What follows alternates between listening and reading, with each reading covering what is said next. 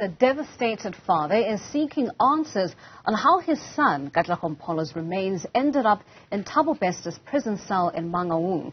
His child remains were initially thought to be those of Bester, who was declared dead in a duped suicide plot, which was the final step in his escape plan. Mnisi joins us live now from Tembisa, where he is standing by with Mpholo's father. Linda?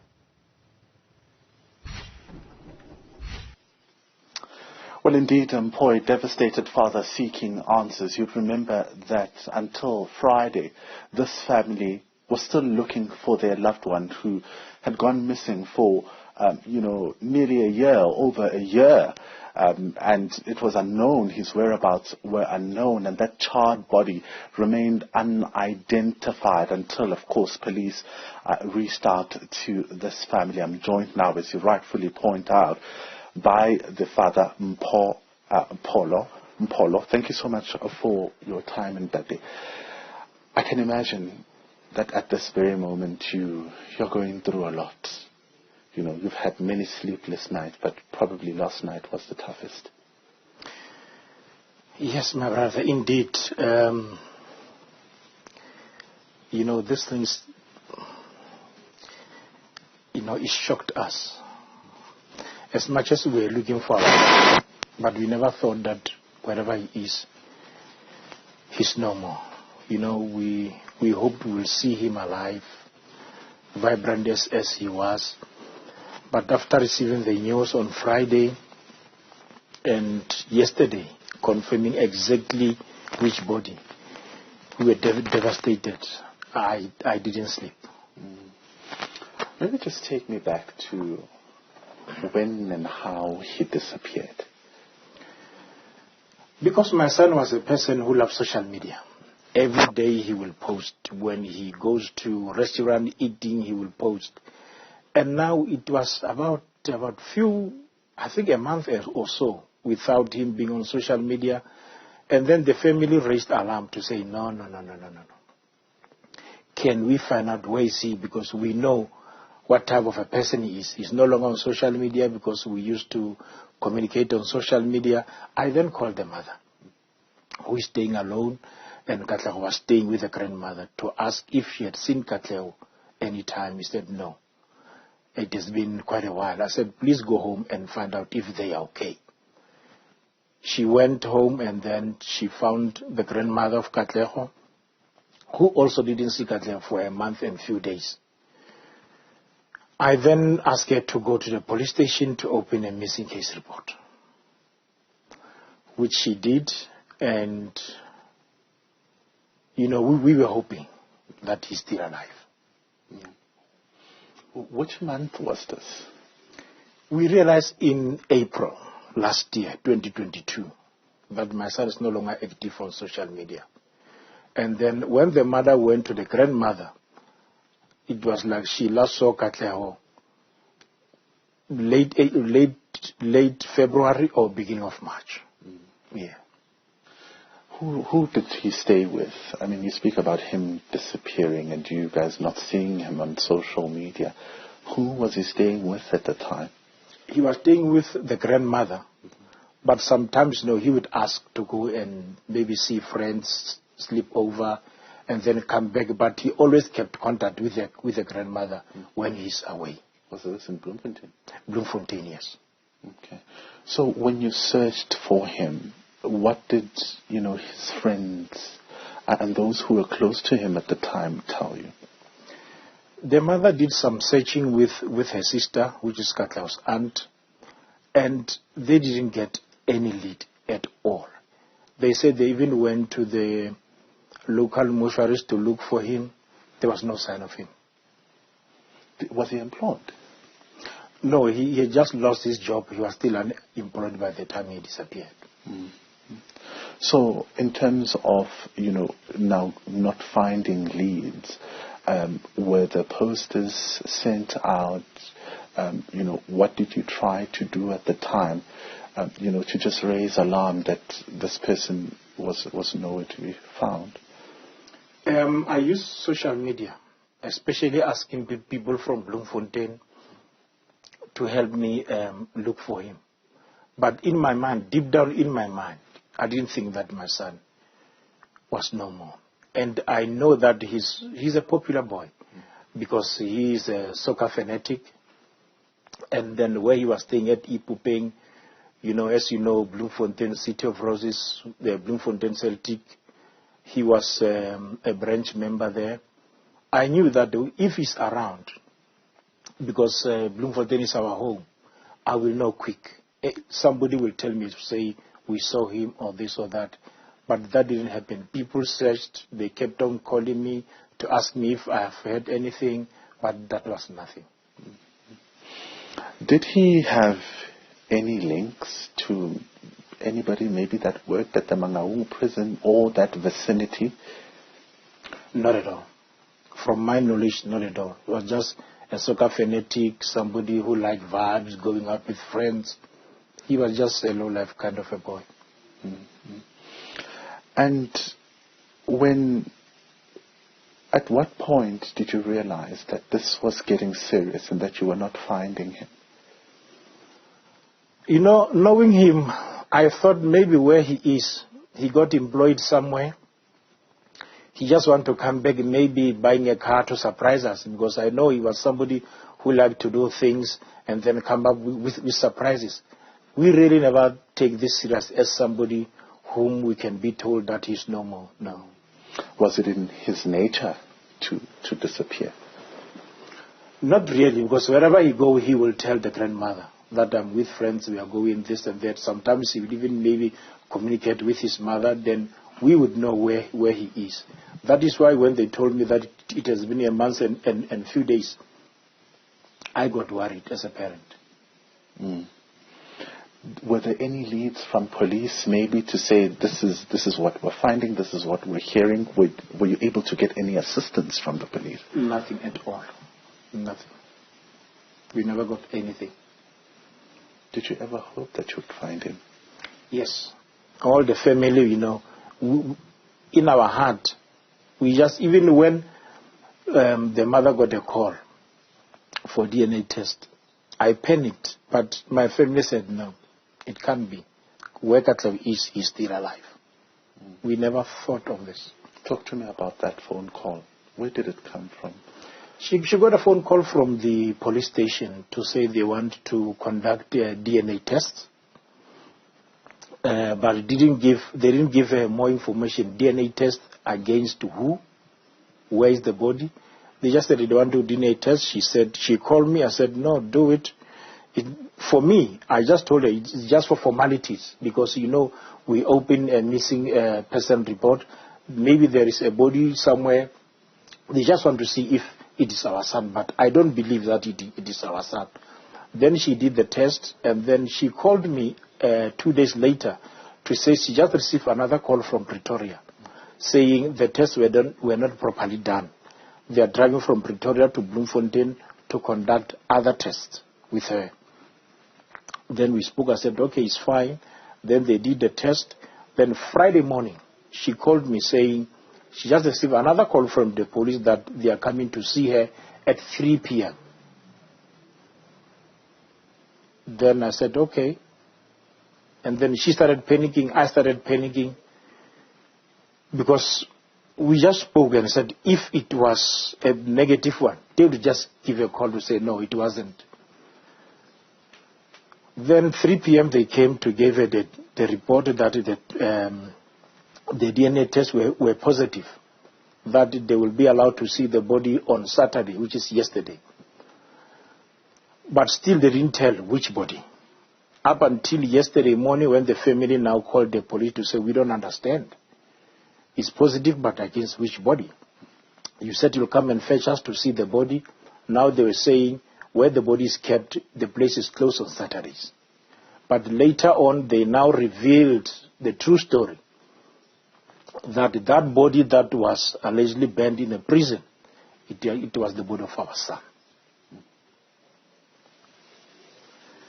How did that make you feel? I felt dead for a moment, It was like I can wake up and be told I was dreaming. Because looking at his picture, knowing the kind of a person he was, a friendly boy, a person who makes friends easily with people, it devastated me. I tried to call the mother couldn't talk. The mother is in a shock. Was she able to then ultimately go and identify the body? No.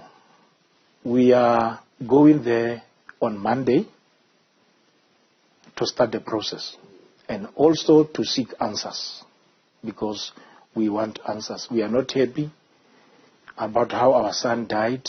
We want answers. Yeah.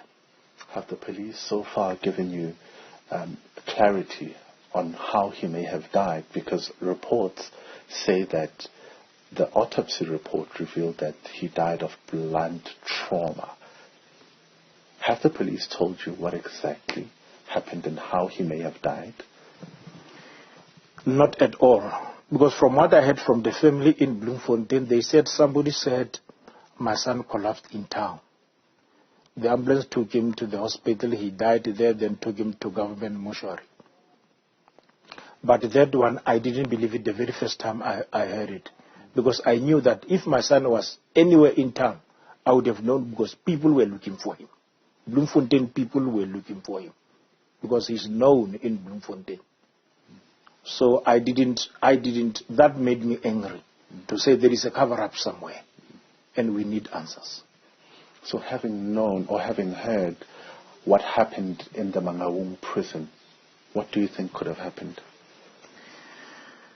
You know, since this matter is under investigation, but my own analysis of this, it looks like they kidnapped my son long before. Kept him somewhere, killed him, and kept him there dead so that the body can decompose. And maybe some signs in the body can disappear. Then they bent him. It looks like this was a mastermind plan that was done long before we had the news. Have you been following the Thabo Bester story? You know, for me, not really, because for me, it sounded like something which is far. I was only like following when they arrested him in Tanzania. But as to when they started burning the body, this and that, I did not. I did not even think that story will ever come close to me. So you don't know this Thabo Bester and Dr. Nandipha Makutuman? Not at all. I don't know them. So with the process now unfolding, what do you think will be the next step for you? Because you're telling us right now that you're seeking answers. This was your firstborn child that died so mysteriously. What will that search for answers look like for you?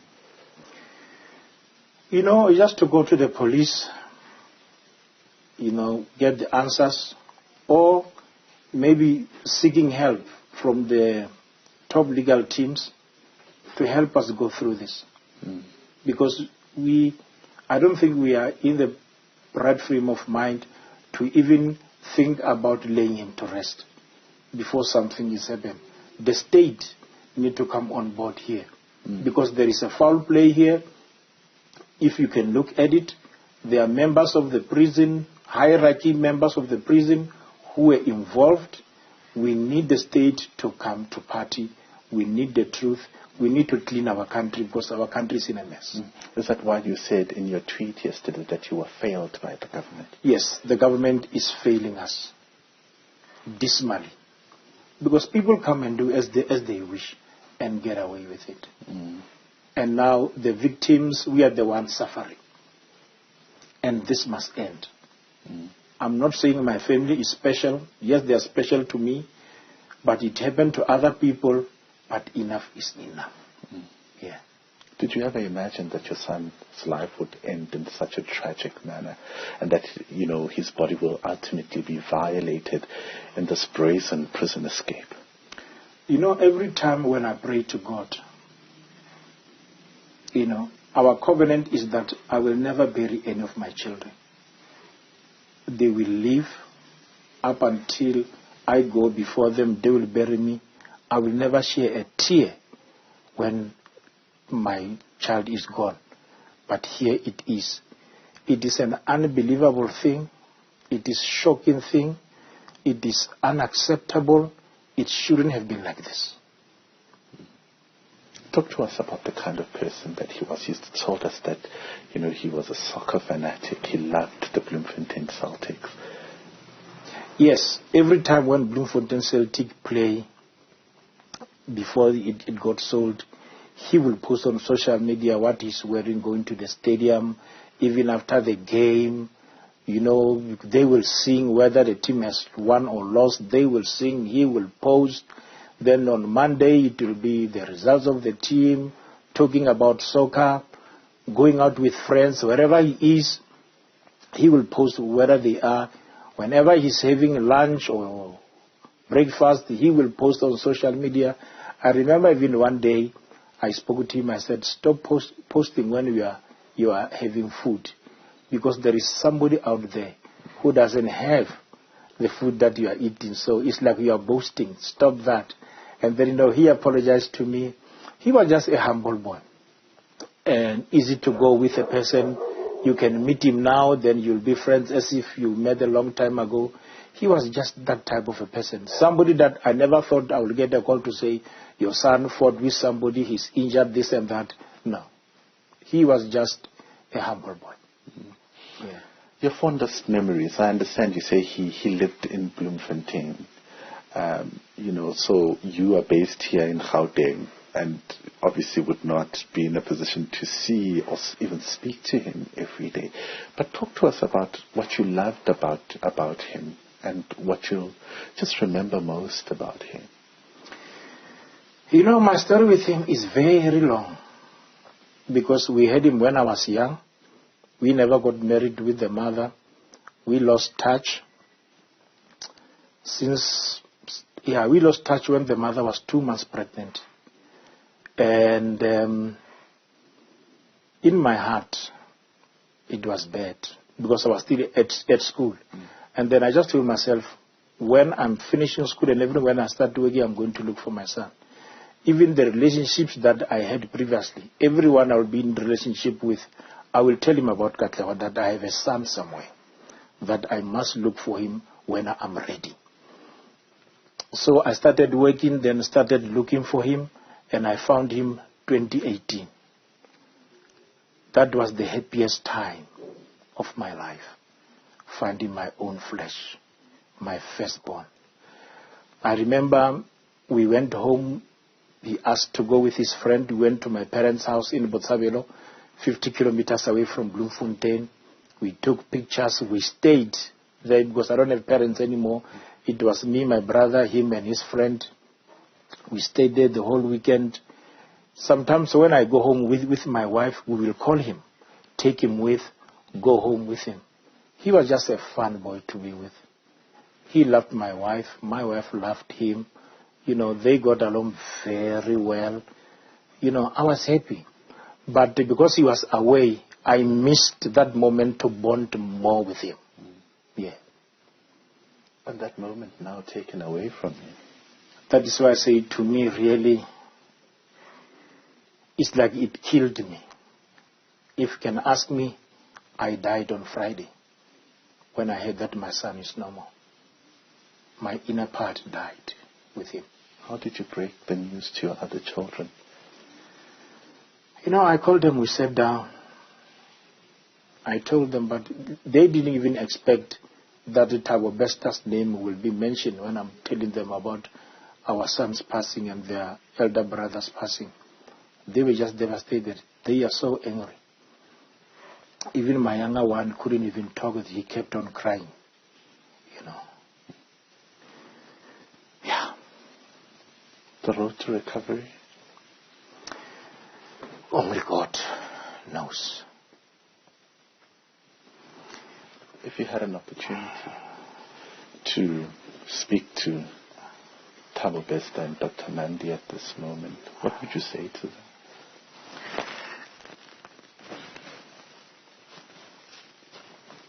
My message to them is one.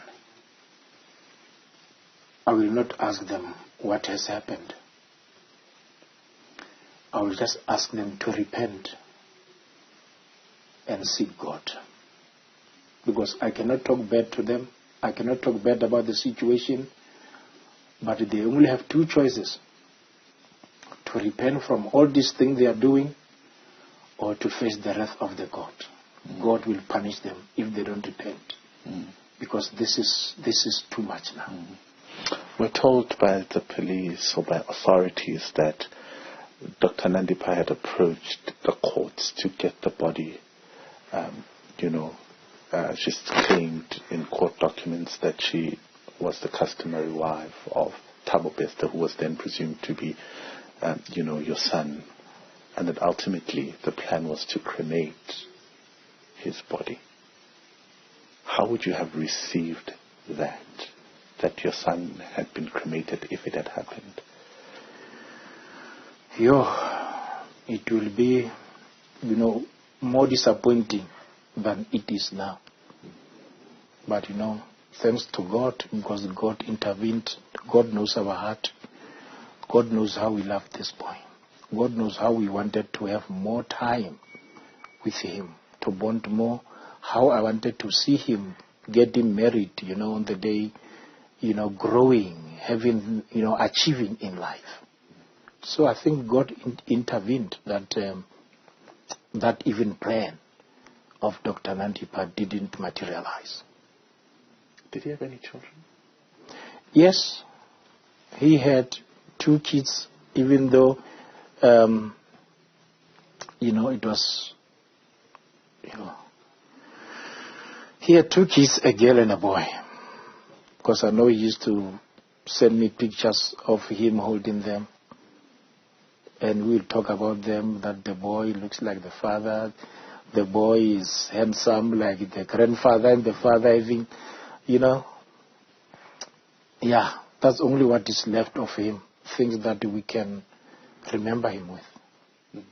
Yeah. How old was he? He was going to turn 32 on the 18th of May this year. Are you prepared for that journey to Bloemfontein? To seeing your son's remains, even though they're burned beyond recognition? I am. And I'm somebody who is very sensitive, who, I didn't want to see any remains. But this one, no matter the state they are in, I want to see them. At least to have some sort of closure, even though on the outer part, this is not a closure, because the police claims, now we know, it's a form of closure to the family. It's not a closure. It's now opening a fresh wound that was never there. Because it will be a closure the day we know the truth, the day the state take ownership of this and come to the party. You said legal advice you're seeking. Are you going to sue? Yes. Who?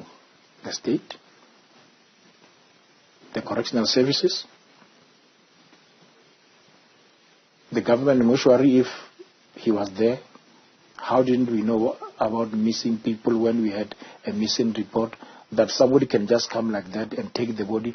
If that was the case. If not the case, we need the truth. Because I don't believe the story of the government mortuary, this and that. But anyhow, we need the truth. And comforting the children. How are you going to comfort them going forward? My brother, is tough. I'm praying to God to give me strength. Because sometimes as I'm sitting trying to do something, I just burst into tears instead of being strong for them.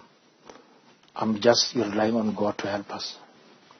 Because this is tough. We never expected this to happen.